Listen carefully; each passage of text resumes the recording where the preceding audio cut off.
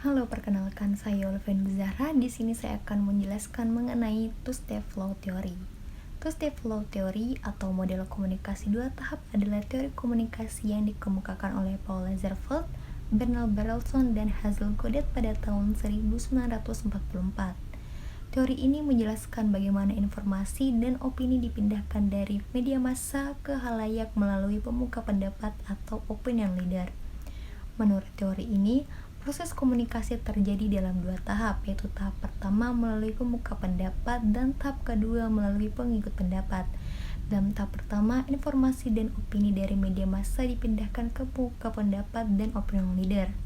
Pemuka pendapat kemudian menafsirkan informasi dan opini tersebut berdasarkan nilai serta kepercayaan yang dianutnya dan meneruskannya kepada pengikut pendapat atau pengikut opini, yakni pihak yang tidak terlalu sering mengonsumsi media. Nah, kemudian ada tujuan. Tujuan dari teori ini untuk memahami peran penting pemuka pendapat dalam proses komunikasi dan bagaimana pengikut pendapat menerima informasi dan opini dari pemuka pendapat. Dengan memahami proses komunikasi ini, two-step flow theory dapat digunakan untuk menganalisis aktivitas kampanye politik, iklan kampanye sosial, dan acara talk show. Selanjutnya ada asumsi dasar. Asumsi dasar dari teori aliran dua langkah adalah bahwa mayoritas orang membentuk pendapat mereka di bawah pengaruh pemimpin opini, yang pada gilirannya dipengaruhi oleh media massa. Teori ini menyatakan bahwa ide mengalir dari media massa ke pemimpin opini dan dari mereka ke populasi yang lebih luas. Nah, teori ini juga dikembangkan lebih lanjut oleh Elizabeth dan Lazarsfeld pada tahun 1955. Selanjutnya saya akan membahas jurnal di samping. Nah, jurnal ini berjudul Pengaruh Komunikasi Massa Terhadap Khalayak yang menggunakan two-step flow theory. Pengaruh two-step flow theory dalam jurnal ini adalah menunjukkan bahwa media massa tidak hanya memengaruhi individu secara langsung, tetapi juga melalui perantara para pemimpin opini yang memainkan peran penting dalam menyebarkan pesan-pesan media kepada masyarakat luas.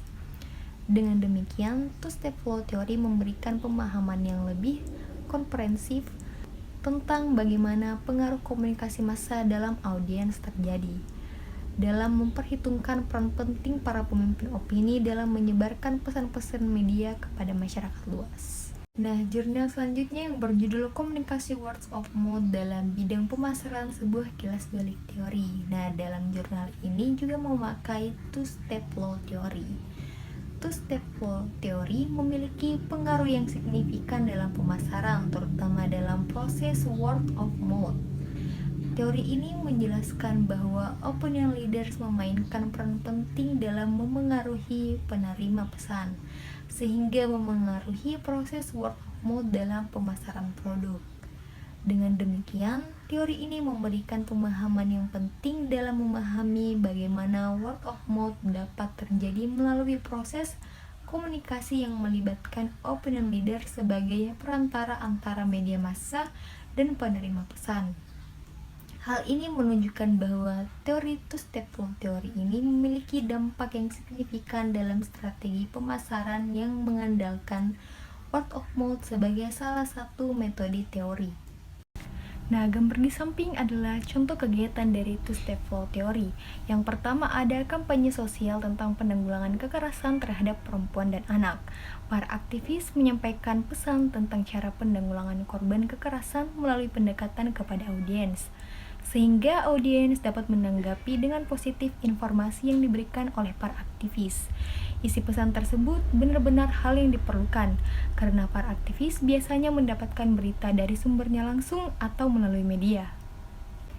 Contoh kedua dari kegiatan two-step flow theory adalah kampanye pemasaran melalui influencer marketing. Influencer atau pemuka pendapat memiliki peran penting dalam memengaruhi opini dan keputusan pembelian konsumen melalui media sosial atau platform online lainnya. Berikut adalah bagaimana model komunikasi dua tahap berfungsi dalam kampanye pemasaran melalui influencer marketing. Yang pertama, pemilihan influencer. Memilih influencer yang sesuai dengan produk atau jasa yang ingin dipasarkan, baik dalam hal kualitas produk, relevansi dengan target pasar, atau kepercayaan yang dimiliki oleh mereka. Yang kedua, pengaruh influencer. Influencer akan memberikan informasi atau umpan balik tentang produk atau jasa kepada mereka, yang kemudian memberikan informasi tersebut kepada pengikut pendapat mereka atau followers opinion yang mengikuti mereka. Yang ketiga, interaksi dengan pengikut.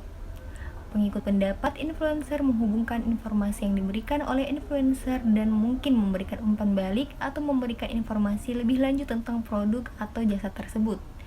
Yang keempat, pembelian. Informasi yang diberikan oleh influencer dan pengikut pendapat mereka dapat mempengaruhi keputusan pembelian konsumen karena mereka memiliki kepercayaan pada influencer. Nah, dalam kampanye pemasaran melalui influencer marketing, model komunikasi 2 tahap membantu perusahaan mencapai lebih banyak khalayak luas dan meningkatkan kepercayaan mereka terhadap produk baru atau jasa yang ditawarkan. Nah, itu dia tadi penjelasan dari saya. Sekian dan sampai jumpa.